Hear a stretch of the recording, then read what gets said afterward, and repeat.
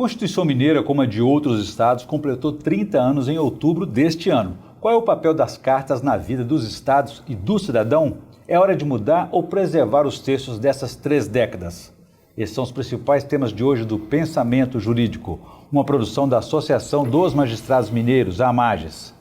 Para falar sobre o assunto, nós vamos conversar com o desembargador Luiz Carlos Balbino Gamboge, da 5ª Câmara Civil do Tribunal de Justiça de Minas Gerais. Ele é magistrado há 6 anos, foi deputado constituinte e participou da construção da Constituição Mineira em 89. Foi também secretário de Estado de Administração e chefe de gabinete da Secretaria de Educação do governo Tancredo Neves. Autor do livro Direito, Razão e Sensibilidade e é professor também de Filosofia do Direito no curso de mestrado de Direito da FUMEC. Doutor Gamboge, obrigado pela presença, é um prazer recebê-lo aqui novamente no Pensamento Jurídico. Eu que agradeço. Gostaria de iniciar a nossa conversa sobre a Constituição para saber do senhor o que representam esses 30 anos da Constituição Mineira, que tem o mesmo significado ou não dos 31 anos da Constituição Federal, que é um reflexo da outra, né? Sem dúvida alguma, um é reflexo da outra. E a Constituição Mineira teve início logo após a promulgação da Carta da República e em menos de um ano nós tínhamos concluído a Carta Constitucional do Estado de Minas Gerais, sendo, portanto, o primeiro Estado da Federação a apresentar à nação a sua Carta. Seguimos um modelo muito próximo daquele que foi adotado pela Constituição da República, que foi, ao invés de partirmos de um projeto elaborado por juristas de grande nome, a metodologia foi uma nova arquitetura, ou seja, partimos de comissões temáticas, que eram comissões responsáveis por debater com especialistas e também com a sociedade civil organizada, temas específicos, e esses temas depois foram amadurecidos, convertidos em projetos, e foram levados digamos, ao plenário para serem votados em primeiro e segundo turno. O resultado, a meu juízo, foi extraordinário, porque pela primeira vez na história do país, nós conseguimos construir uma carta, tanto a carta federal quanto a estadual, com a participação intensa da sociedade civil. E elas marcam aí o início da redemocratização no país, também em Minas, né? Quais as principais conquistas que elas garantiram? O mais importante, a meu ver, foi o fato de que nós conseguimos substituir o governo do homem pelo governo da lei. O governo que antecedeu a Carta Constitucional era o governo militar. E ele se amparava num ato institucional e, portanto, tinha poderes plenitenciários para que fizesse atos contrários às liberdades democráticas e, portanto, era um governo, na verdade, de homens. Eram os militares e seus auxiliares técnicos os responsáveis por governar. O que veio a Carta Constitucional fazer foi substituir isso. Ou seja, passamos a ter leis governando o nosso país e não homens. E reconhecendo o Estado de Direito, né? Você acha que vem daí o fato dessa longevidade desse texto que tem 30 anos já? Olha, pela primeira vez nós temos uma carta constitucional que chega aí a esse grau de amadurecimento e essa longevidade. Eu entendo o seguinte, que na medida em que a participação popular existiu, nós tivemos o fortalecimento das instituições. E eu sinto hoje que a sociedade tem um apego à Constituição. A sociedade não é alheia à Constituição. Ela pode não conhecer profundamente a Carta Constitucional, mas ela sabe que valores constitucionais precisam ser preservados, como, por exemplo, a independência dos poderes. Sempre que se há um embate entre as instituições ou entre os poderes, você observa que a sociedade está atenta e ela entende ou interpreta que o Poder Legislativo tem a sua função, o Executivo a sua e o Poder Judiciário a sua. E na dúvida, a crise, vamos consultar a Constituição para ver o que ela orienta, não é assim? Vamos consultar a Constituição, porque o que me parece que está bastante hoje assentado na cultura brasileira é o respeito à Constituição. Me parece que hoje ninguém, nem mesmo pessoas ligadas a qualquer segmento ideológico ou político, seja ele civil ou militar, cogita um governo que não seja o governo regido pelas instituições democráticas e por uma Constituição. Daí que tem uma relação muito fina, sintonizada com a democracia, né? A Constituição e a democracia são sinônimos, né, nesse caso. Seguramente. Você não pode falar em, digamos assim, Estado de Direito que não seja um Estado de Direito democrático. Porque, evidentemente, que o Estado de Direito, na concepção que nós hoje temos, pressupõe a organização do Estado com as eleições livres e preservada a liberdade da população. O Estado de Direito, por exemplo, como tivemos o nazifascismo, era um Estado de Direito. Mas vejamos a marca que deixou na humanidade, né? O trauma que deixou na humanidade. Por quê? Porque não era democrático.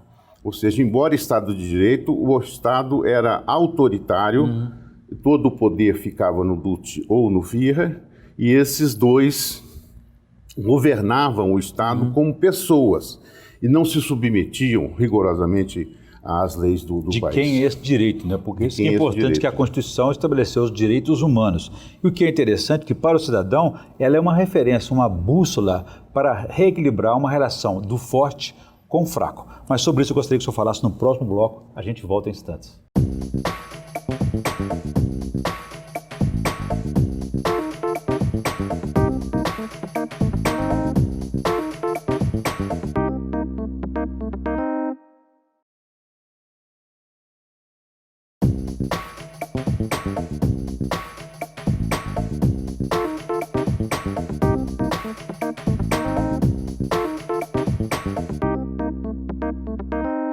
Estamos de volta com o Pensamento Jurídico, uma produção da Amages. Participe de nosso programa pelo e-mail pensamento@amages.com.br. Hoje estamos falando sobre os 30 anos da Constituição de Minas Gerais. O nosso entrevistado é o desembargador Luiz Carlos Balbino Gamboge, da 5ª Câmara Civil do Tribunal de Justiça de Minas Gerais, e foi deputado constituinte e participou da construção da Constituição de Minas Gerais em 1989.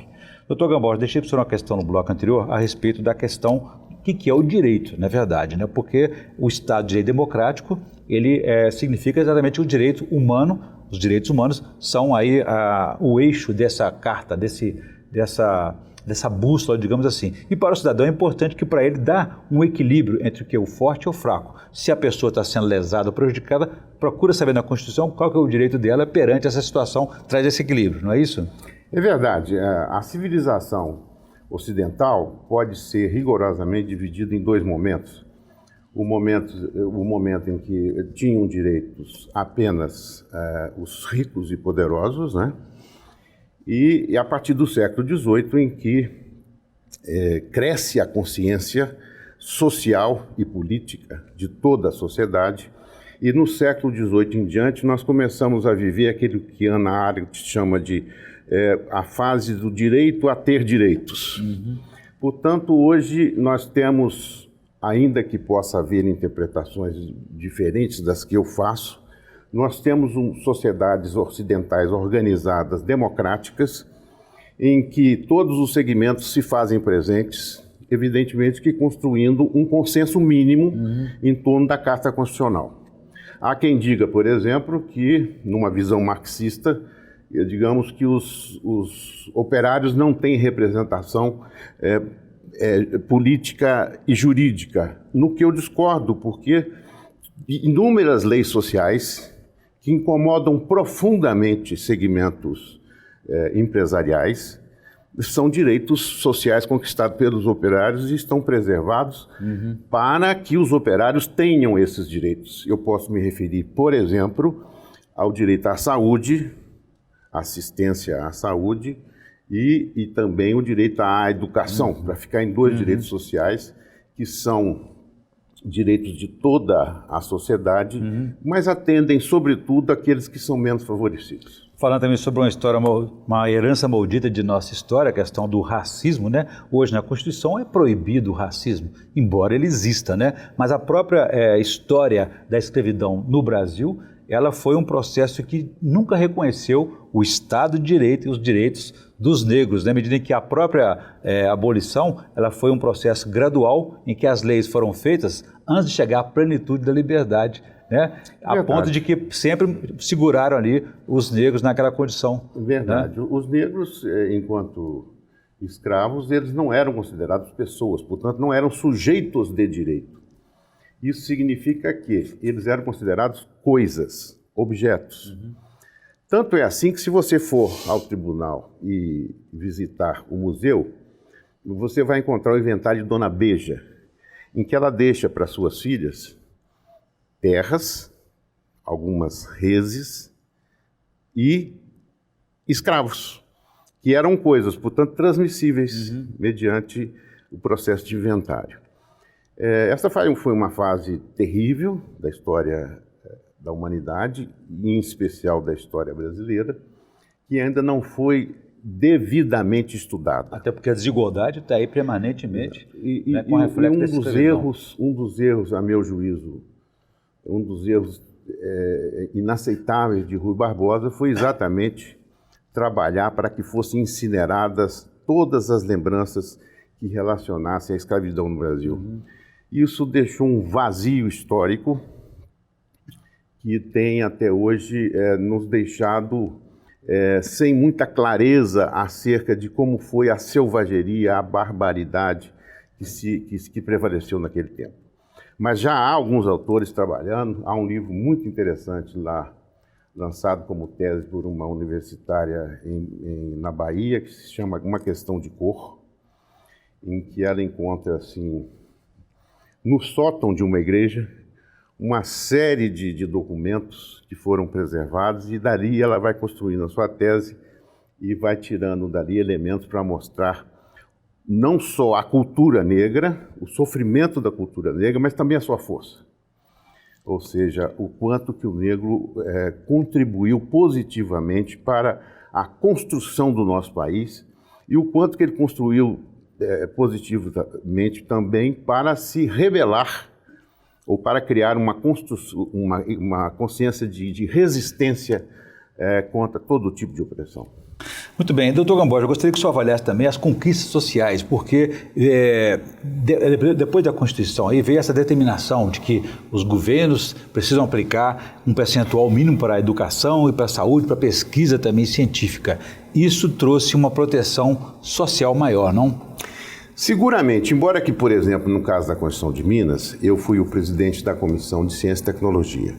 E quando terminamos a carta, nós deixamos definido que 3% do orçamento do Estado seriam destinados para pesquisa, ciência e tecnologia.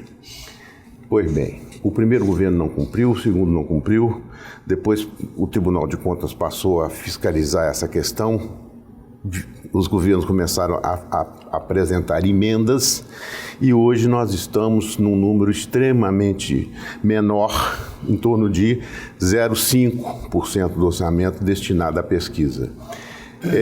Me parece um equívoco, porque sabemos nós que estamos na sociedade do conhecimento, ou seja, qualquer país que queira se desenvolver, ele tem que se desenvolver pelo conhecimento. Doutor Gamboja, uma coisa interessante é que as decisões, os avanços sociais na Constituição, tanto federal como mineira, é que não foram feitos de cima para baixo. Houve intensa participação popular. Isso aconteceu também aqui na Constituinte Mineira em 1989? Sem dúvida nenhuma. Nós podemos visitar os arquivos da Assembleia e se encontram arquivados em torno de 12 mil documentos que transitaram pelas comissões e que foram examinadas pelas comissões, e todos esses documentos de iniciativa da sociedade.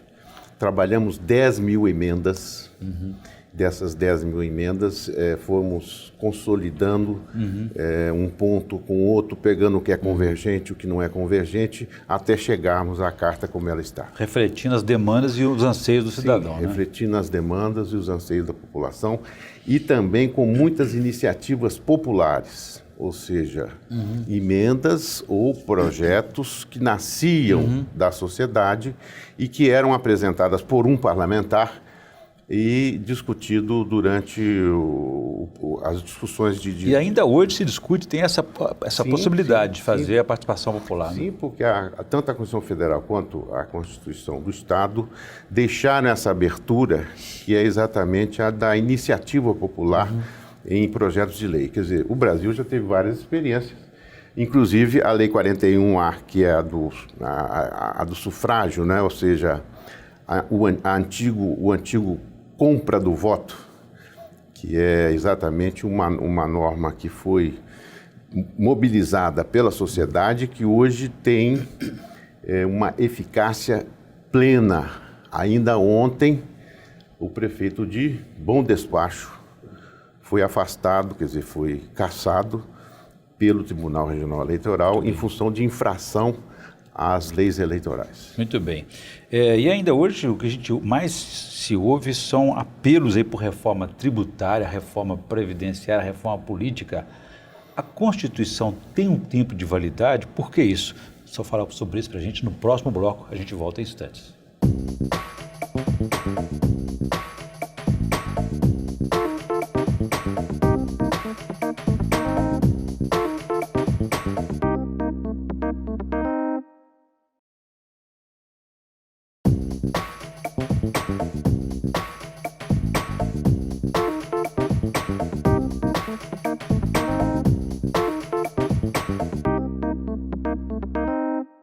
Estamos de volta com o Pensamento Jurídico, uma produção da Amajas. Hoje estamos falando sobre os 30 anos da Constituição Mineira. Nosso entrevistado é o desembargador Luiz Carlos Balbino Gamboge, da 5ª Câmara Civil do Tribunal de Justiça de Minas Gerais, e também foi deputado constituinte e ajudou na construção da Constituição Mineira de 1989.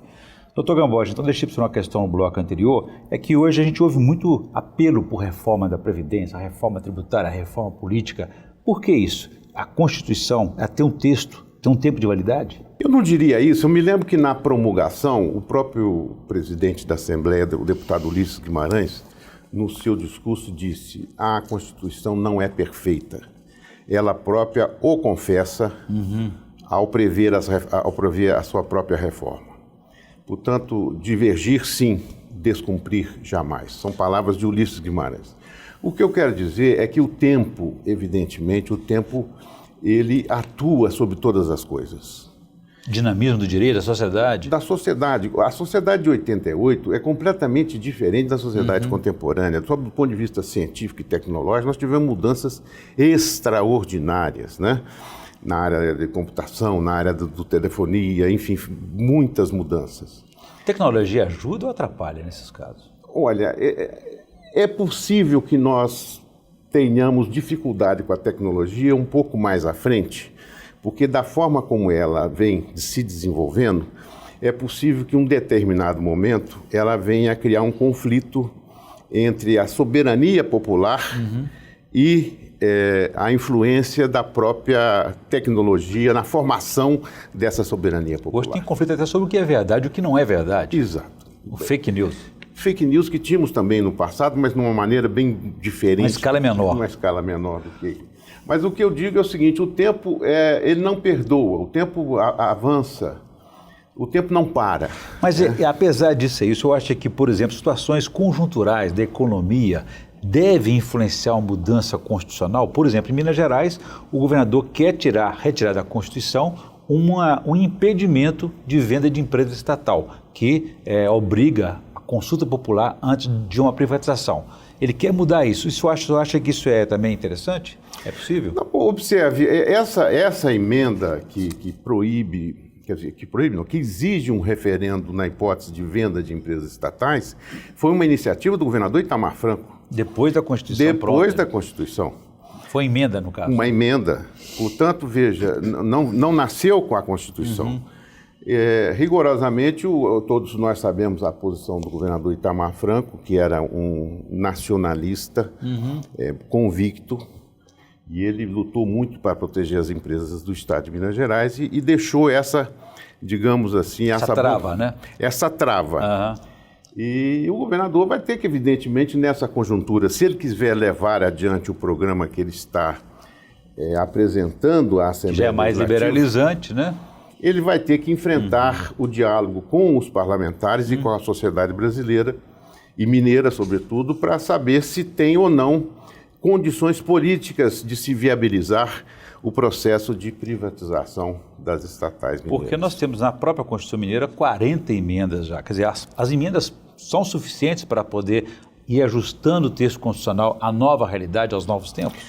Olha, Orion, se você observar, são pontuais as intervenções no que é o núcleo essencial da Constituição, que são os direitos e garantias individuais e os direitos sociais. Nós não temos intervenções assim tão marcantes, exceto na questão previdenciária, que é uma questão que, digamos assim, era impossível de se enxergar nos anos 80, mas que hoje é uma realidade muito, muito concreta, ou seja, nós estamos longevos. A nossa sociedade está cada dia vivendo mais e tendo menos filhos. Portanto, essa realidade, evidentemente, que ela surgiu, não em 88 era impossível de ser enxergada, mas surgiu com o tempo e que agora nós temos que encarar. Mas veja, eu gostaria de pontuar. Em 88, qual era o grande problema que nós tínhamos? Criança e adolescente na rua. Esse era o problema central. E as políticas públicas que foram pensadas na Constituinte eram muito nessa direção. Tanto que fizemos o Estatuto da Criança e do Adolescente e tudo mais. Hoje, qual é o grande problema do país? O idoso. E o país não tem políticas públicas para o idoso. E vai ter que ter. Porque a cada dia, o que nós observamos? Pessoas que se encontram já sem condições de trabalho, com uma aposentadoria mínima, em que só a farmácia consome a sua aposentadoria, e em condições, digamos, inviáveis de sobrevivência. Parece que a reforma da Previdência não vai resolver esse ponto aí. Doutor Gamboge, eu vou descer daqui a pouquinho, gostaria que o senhor agora fizesse para a gente indicação de leitura no quadro Pensamento Literário, por favor, que o senhor trouxe para nós.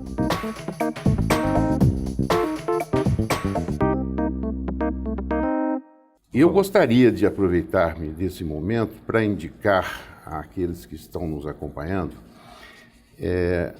essa obra, que foi escrita por inúmeros autores, está coordenada pela professora Maria Tchely Simões Pires, que é uma obra dedicada ao professor Paulo Neves de Carvalho, professor por longos anos na Universidade Federal do Estado de Minas Gerais, e que também foi um dos principais assessores da Constituição, da elaboração da Constituição Mineira.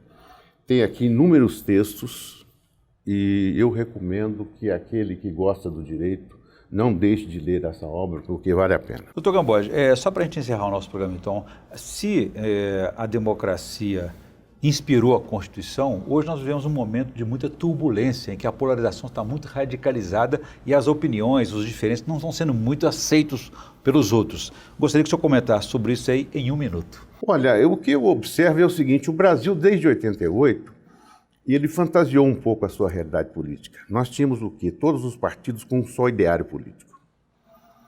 E acho que agora, neste momento, por mais problemático que seja, nós estamos tendo duas propostas diferentes. Uma é uma proposta liberal e outra uma proposta social. O Brasil tem que escolher que linha ele quer seguir. Mas acho que não foi positivo para o Brasil. Nós vivemos durante todos esses últimos 25 anos tendo o PT, o PSDB e o PMDB, os três principais partidos, com um único ideário político partidário. Portanto, eu não sou pessimista. Eu acho que esse embate dialético que está sendo travado na sociedade vai dar frutos. Nós vamos amadurecer e faremos uma escolha bem mais decisiva acerca dos rumos que queremos ter para a história e para o nosso país. Muito bem, eu conversei aqui com o desembargador Luiz Carlos Balbino Gamboge, da 5ª Câmara Civil do Tribunal de Justiça de Minas Gerais, ex-deputado constituinte de Minas Gerais, e também falamos aí sobre os 30 anos da Constituição Mineira e os princípios democráticos que a nortearam. Doutor Gamboge, obrigado pela entrevista, foi um prazer recebê-lo aqui no Pensamento Jurídico. Eu é que agradeço, e todas as vezes que puder ser útil, virei com muita alegria. Será um prazer. Ficamos por aqui. Se você quiser participar, escreva para pensamento@amages.com.br. Obrigado e até a próxima.